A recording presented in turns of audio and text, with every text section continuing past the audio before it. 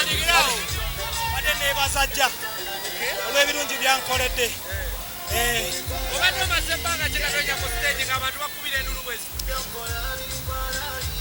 Teri lunaku lwe nali ninye ku stage abantu ne batankubira ndulu. Naye mbadde mmaze ebbanga nga siyimba. Naye kinzisaamu nnyo amaanyi okulaba nga buli lwenfuluma nfuna laavu ey'amaanyi esinga gye mbadde nfuna emabega. Kinzisaamu nnyo amaanyi era kinyongerayo mu maaso okuweereza Katonda. Amaanyi.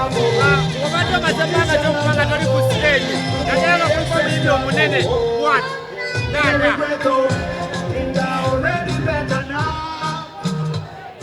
Emyaka ndowooza 5. Myaka 5. Nasemba kubeera ku ya Kirk Franklin ne Papa San ne Bishop T.D. Jakes e Kenya.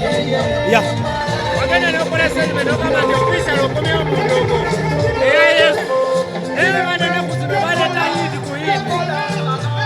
Okyasobola competition. Buladi, waliwo enjawulo y'amafuta ne hit. Ennyimba z'amafuta zibeerera. Ekiro kya leero sirina luyimba lupya lwenkoze. Zonna nnyimba nkadde. Naye ndowooza laavu ogirabye gwe kennyini.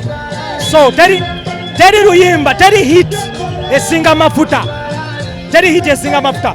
Nze Katonda yanjiwako amafuta ag'okusanyusa abantu, okubazzaamu amaanyi n'okubanyulula mu nnaku kuba nze nva mu nnaku. Ova mu nnaku? Ogamba nti ova mu nnaku oba otegeeza? Nakulira ku luguudo. Ne kyendi nze nali sikisuubira kukibeera.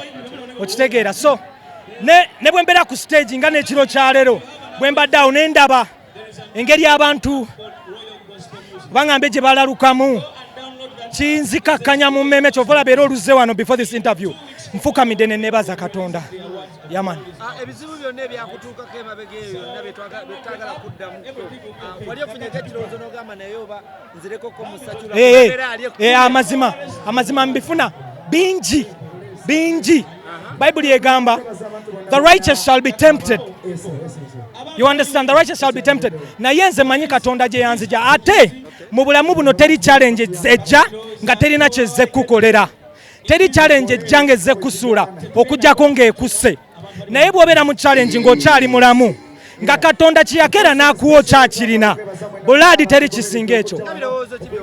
Nze waliwo lwenna 2018 nina we natuuka ne mpulira nga njagala kwetta olw'ebintu bye nali mpitamu ne engeri media gye yapasivingamu ebintu ebimu, engeri gye yawandikanga negatively about certain things. You understand? Mulimu ebyamazima, mulimu ebitali byamazima bye bisinga obungi.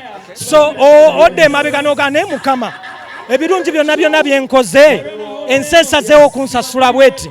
Okitegeera? Naye moments like this show you nti mu business eno gye tulimu ey'obuweereza mubaamu ensiriko, ebiwonvu na biki, naye anywerera ku ekyo Katonda kye yamukkiriza okukola. Okitegeera? Amala n'addamu n'amulaba n'okusinga bwe yamulaba. Abantu baali bamanyi nti music omunyuse era ogenda twetereyo ku mwana asobole okuweerezanga bwe. Abaana ndese bangi na buli mwana ali Urban owaleero bw'otunulira kyakola ali mu template ya Exodus. Ekyo kyagala tokyagala sijja kumenya manya kubanga wuliriza abayimbi abalungi bangi nnyo, but every urban artist that is doing great today, you understand, is working with my template because I changed the face of gospel music. Because when we did gospel music before, we used to look at gospel music as boring music that is only done in the church. You understand?